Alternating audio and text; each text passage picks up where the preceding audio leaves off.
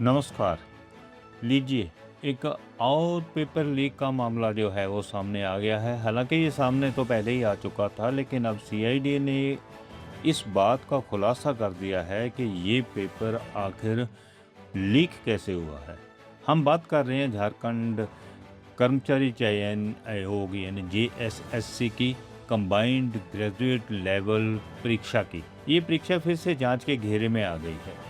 अब सीआईडी का दावा ये है कि एक व्यक्ति ने 15 उम्मीदवारों को 12-12 लाख रुपए लेकर के परीक्षा से पहले ही उन्हें 65 सवाल जो है वो लीक कर दिए थे।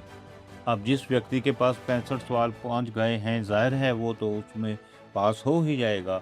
लेकिन इसके इससे भी ज़्यादा कुछ गंभीर आपको तथ्य बताएंगे। लेकिन पहले ये सुनिए कि सीआईडी क्या कह रही है।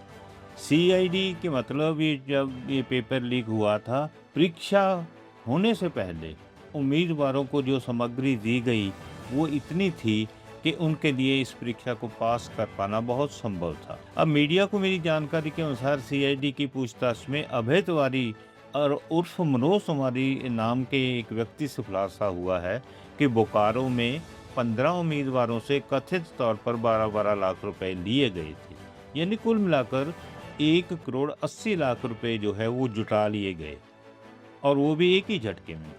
तिवारी, जो कि झारखंड लोक सेवा आयोग जेपीएससी मेरिट घोटाले के मामले में गिरफ्तार करके जेल भेजा जा चुका है, वह messrs TSR data processing private limited में मार्केटिंग मैनेजर के तौर पर काम कर रहा था।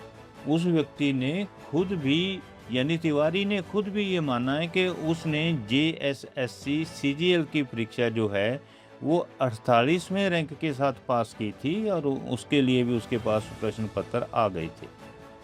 अब बात यहीं खत्म होती तो भी बात थी, लेकिन तिवारी के भाई अक्षय तिवारी, और यही नहीं, आगे अक्षय तिवारी की पत्नी सुषमा तिवारी ने भी उसी तरीके से परीक्षा पास की, और उन सभी का चयन भी हुआ, और वो अच्छे अच्छे पदों पर इस समय विराजमान भी हैं।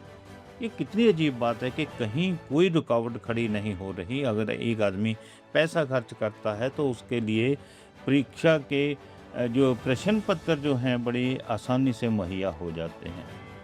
इस प्रकार इस खुलासे ने तिवारी से कथित तौर पर जुड़े लोगों की परीक्षा में सफलता पर भी सवाल खड़े कर दिए हैं। यानी पता नहीं और कितने लोग होंगे जिनको तिवारी ने प्रश्न पत्र जो है मुहैया करवाए थे। अभी देखिए कि अक्षय तिवारी ध्रुव में महिला एवं बाल विकास विभाग में जेसीए के पद पर तैनात है। सुषमा कुमारी विजिलेंस विभाग में तैनात है। गिरफ्तारी के समय अभय तिवारी गोड्डा में ब्लॉक सप्लाई ऑफिसर के तौर पर काम कर रहे थे। अब आगे देखिए कि सीआईडी ने काफ़ी कुछ हालांकि खुलासा कर दिया है, लेकिन सीआईडी की रिपोर्ट उस चेन की ओर इशारा करती है जिसके जरिए परीक्षा का काम कथित तौर पर एक एजेंसी से दूसरी एजेंसी को सौंपा गया। ये बहुत हैरानी की बात है। सबसे गंभीर बात यही है कि एक एजेंसी अपने इतने सीरियस, इतने गंभीर काम को किसी दूसरी एजेंसी को सबलेट कैसे कर सकती है, लेकिन यहाँ हुआ। तिवारी ने अपने कबूलनामे में बताया कि टीडीपीएल पहले जेएसएससी सीजीएल परीक्षा के लिए बायोमेट्रिक का काम संभाल रही थी। कंपनी ने कम रेट मिलने के कारण यह काम करने से इनकार कर दिया।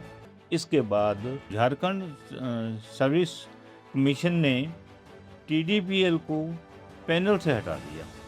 अब देखिए, ये एक प्राइवेट अदारे हैं, लेकिन इस सरकार का काम कर रहे हैं, लेकिन गंभीरता कहीं नज़र नहीं आती। इसके बाद हुआ क्या कि परीक्षा का काम वेबेल कंपनी को दे दिया गया। अब इसके मालिक पटना के मिथिलेश सिंह और उनके सहयोगी खूंटी जिले के उमाकांत प्रमाणिक परीक्षा की व्यवस्था से जुड़े थे।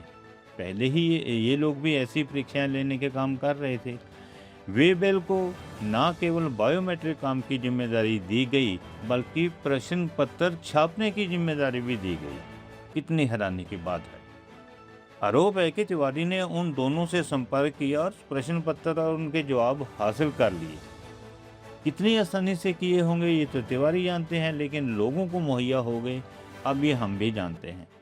तिवारी के खुलासे के मुताबिक बोकारो में जहां उम्मीदवारों को वह सामग्री याद करने के लिए कहा गया था, वहाँ मिथिलेश सिंह और उनके साथी राकेश सिंह भी मौजूद थे, जहाँ से ये सारी बात लीक होती है।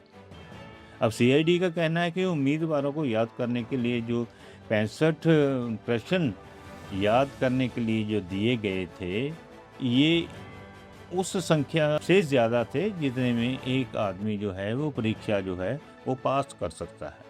अब कहने को तो परीक्षा का नतीजा विवादित होने के कारण कोर्ट तक पहुंच गया है, लेकिन सवाल ये है कि ऐसे मामले रुकेंगे कब? इन खुलासों के बाद क्या है कि कथित पेपर लीक को परीक्षा प्रक्रिया के व्यापारिक संदर्भ में रखा गया है, जिसमें उम्मीदवार, बायोमेट्रिक का काम करने वाले, प्रश्न पत्र की छुपाई और उसके बाद उम्मीदवारों का चयन, ये सब चीज़ें शामिल है जिनकी गहराई से जांच होगी।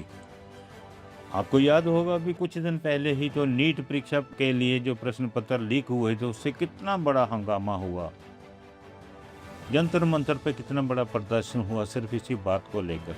लेकिन सीख कहीं से नहीं मिल रही। नए से नए प्रश्न पत्र लीक होने के मामले सामने आ रहे हैं, जो कि विद्यार्थियों के लिए बहुत बड़ी ट्रेजेडी है। सरकार कब सुनेगी, ये तो वक्त ही बताएगा। धन्यवाद।